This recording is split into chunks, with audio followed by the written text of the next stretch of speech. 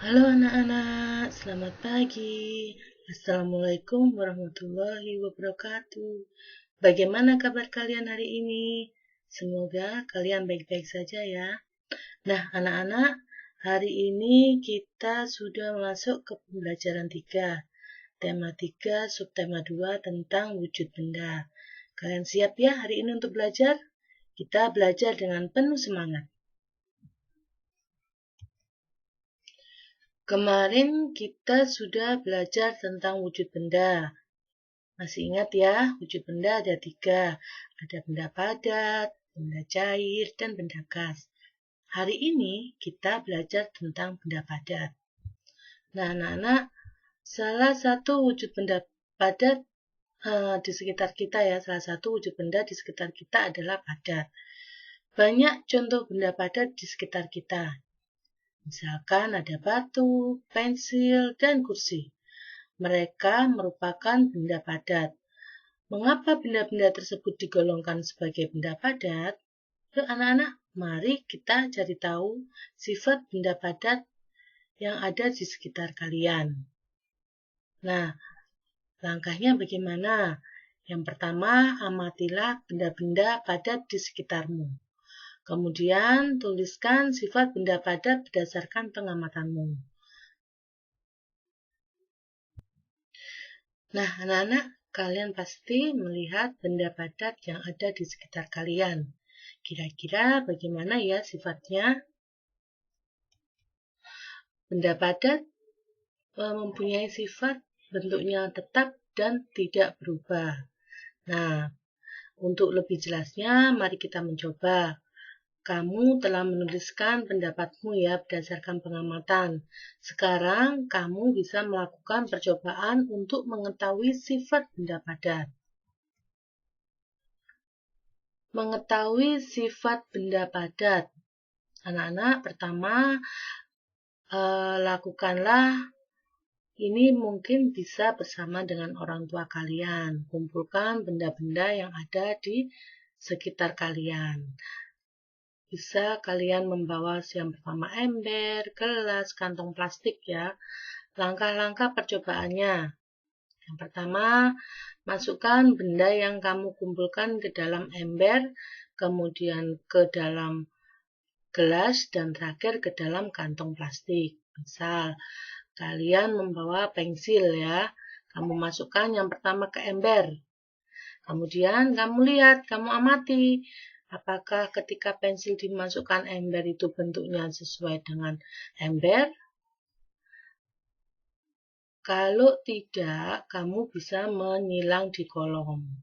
Kemudian pertanyaan kedua, bentuknya tetap walaupun tempatnya berubah. Nah, ketika pensil dimasukkan ember, dimasukkan gelas, dimasukkan kantong plastik, apakah bentuknya tetap? Nah, kalau bentuknya tetap, berarti kamu bisa mencentang kolom itu ya, mencentang kolom yang ada di sini. Kemudian yang pertanyaan ketiga, apakah pensil dapat digenggam? Nah, kamu pegang pensilnya, bisa atau tidak untuk digenggam? Kalau bisa, berarti kamu centang yang di sini. Kalau tidak bisa, berarti kamu centang yang ini. Nah, seperti itu ya. Jadi kamu bisa mencari benda-benda yang ada di sekitarmu 5. Pasti banyak sekali ya. Nah, untuk contoh yang kedua, misalkan buku. Nah, buku kamu masukkan ke ember, kemudian ke gelas, ke kantong plastik. Sama seperti tadi. Bagaimana bentuknya ketika buku dimasukkan ember, gelas, dan kantong plastik? Apakah berubah? Tidak. Bentuknya tidak berubah ya. Jadi yang di checklist yang sini, ini disilang. Nah, kemudian buku bisa digenggam apa tidak? Kalau bisa, berarti kita checklist. Sedangkan yang tidak bisa, kita silang. Begitu seterusnya ya anak-anak sampai 5. Boleh penghapus, boleh penggaris. Bisa kamu cari yang lainnya yang ada di sekitar kalian.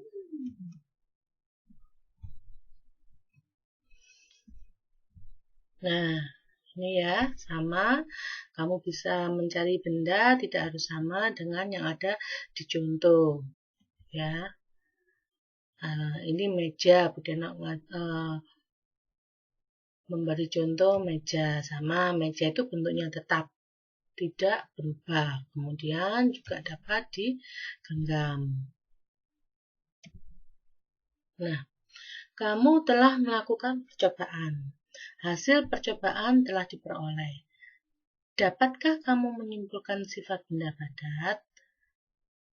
Nah, tadi dari percobaan yang telah kalian lakukan atau bisa dilihat yang telah diberikan contoh kepada sama Budeno tadi, kamu pasti sudah menyimpulkan sifatnya seperti apa sih benda padat itu? Nah, yang pertama, benda padat bentuknya tetap, walaupun wadahnya berubah. Jadi pensil ditaruh di kantong plastik, ya bentuknya tetap seperti pensil. Kamu masukkan pensil lagi ke ember, ya bentuknya tidak berubah. Jadi bentuk benda padat tetap meskipun tempatnya kamu taruh berbeda-beda. Bentuknya tetap seperti pensil. Kemudian yang kedua, benda padat dapat digenggam. Jadi, benda padat itu bisa kalian pegang dengan tangan, kalian genggam. Nah, itu adalah sifat dari benda padat. Kemudian, apakah hasil pengamatanmu sama dengan hasil percobaanmu? Nah, iya, tadi pengamatan yang pertama kamu sudah melakukan kan, ketika awal tadi disuruh untuk mengamati benda-benda. Nah, kalian kan juga melihat kalau sifat benda itu, meskipun benda itu ditaruh di tempat yang berbeda, tapi bentuknya tetap atau tidak mengalami perubahan. Nah, sebutkan benda yang digunakan untuk mengukur jarak dari rumahmu ke sekolah. Nah, berapakah jarak yang ditempuh dari rumahmu ke sekolah? Kamu dapat bertanya kepada orang tuamu.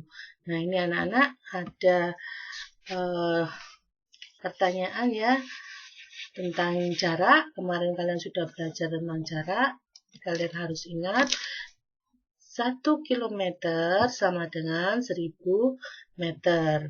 Nah, ini ada pertanyaan, rumah Dayu berjarak 6 km dari sekolah.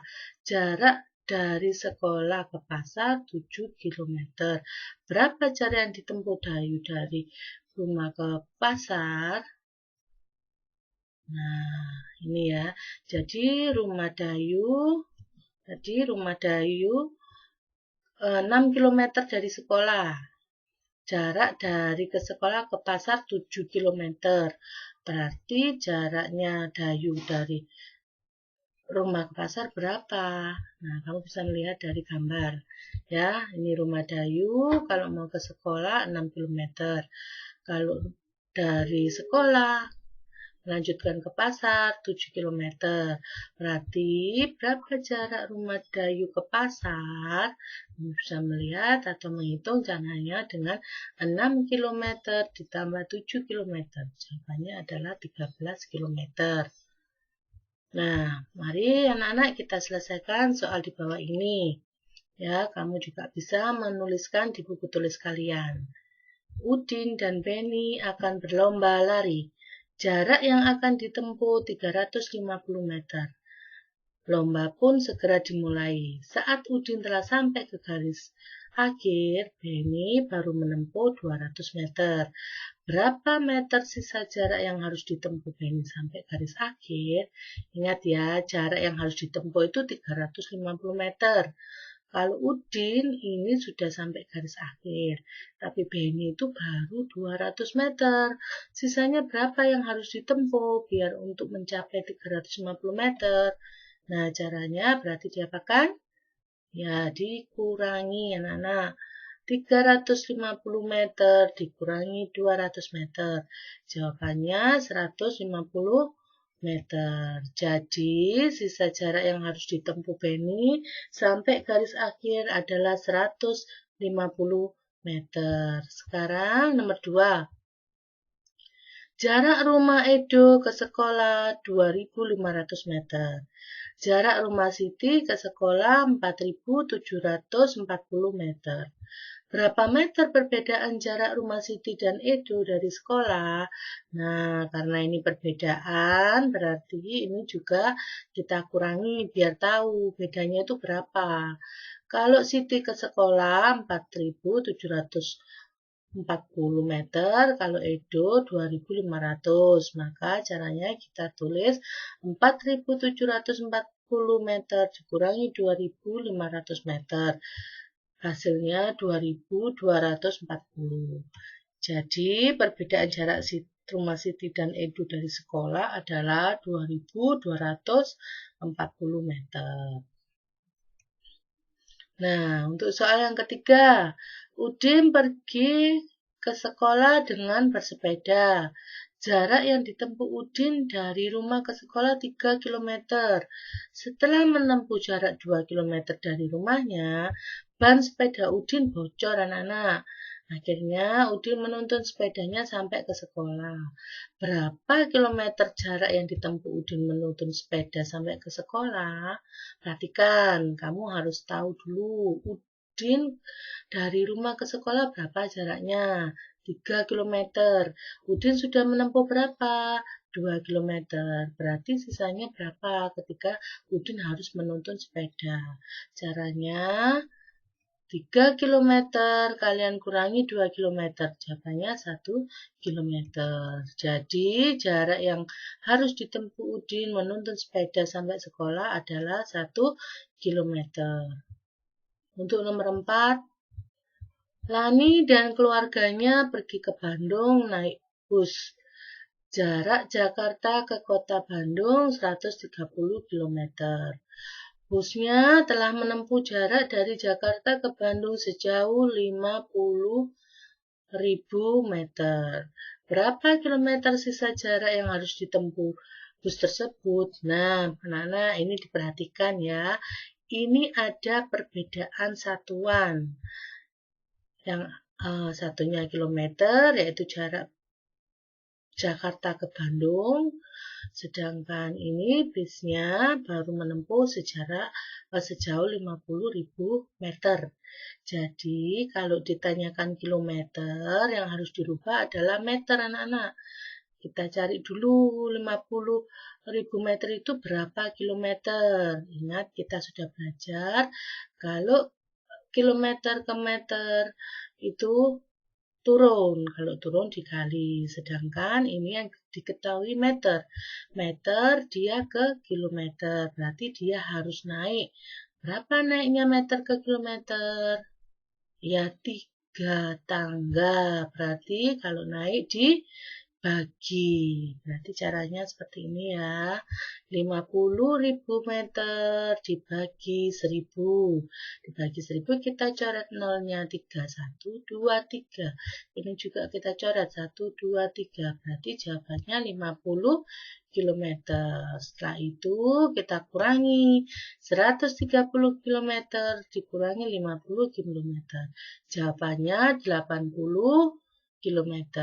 Jadi, sisa jarak yang harus ditempuh busnya adalah 80 km. Nah, ini nomor 5.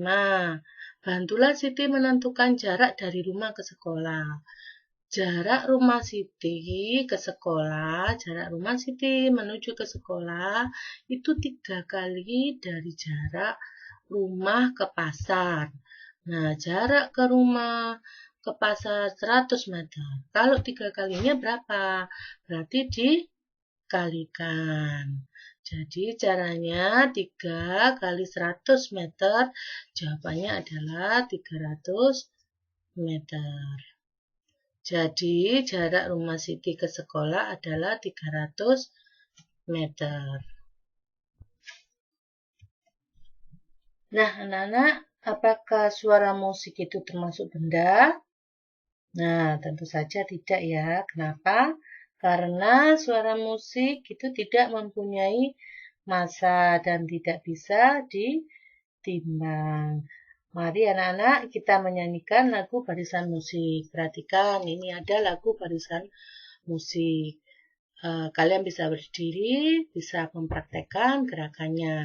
Jadi ini gerakanlah kakimu dengan dua jenis gerakan. Gerakan yang lemah, lembut, dan gerakan yang kuat. Lakukan dengan diiringi lagu barisan musik, yaitu karya Pak Atih Mahmud. Lakukan gerakan kaki yang telah diajarkan sebelumnya. Nah, kamu bisa melihat gambar anak-anak, bisa melihat gerakan itu seperti jalan di tempat ya. Bisa kamu melakukan gerakan lemah lembut atau bisa gerakan kuat dengan diiringi lagu barisan musik. Berikut ini nanti ada lagu ya, ada video lagu barisan musik, kalian bisa mendengarkannya.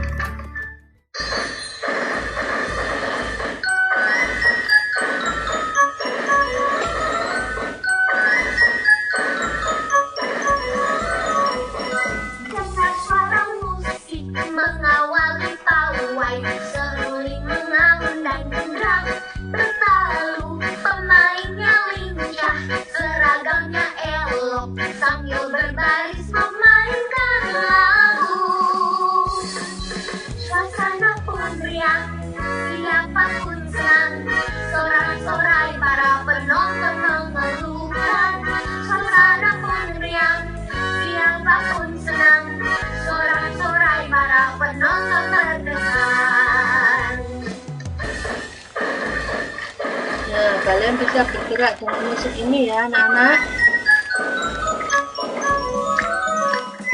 Dengar suara musik mengawali pawai, seruling mengalun dan gembira, bertalu pemainnya lincah, seragamnya elok, sambil berbaris memainkan lagu.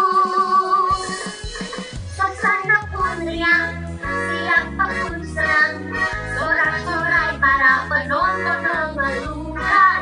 Suasana pun riang, siapapun senang, sorak-sorai para penonton terkesan. Suasana pun riang, siapapun senang, sorak-sorai para penonton mengeluhkan. Suasana pun riang, siapapun senang, sorak-sorai para penonton terkesan. Sorak-sorai para penonton terkesan.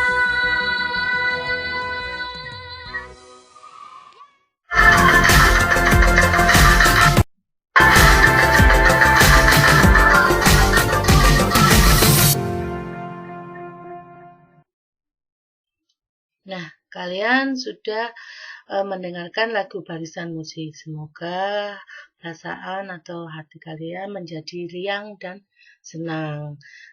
Kita sudah belajar pembelajaran 3 ya, tadi tentang sifat benda padat. Terima kasih anak-anak. Semoga pembelajaran hari ini bisa bermanfaat buat kalian. Semangat ya. Assalamualaikum warahmatullahi wabarakatuh.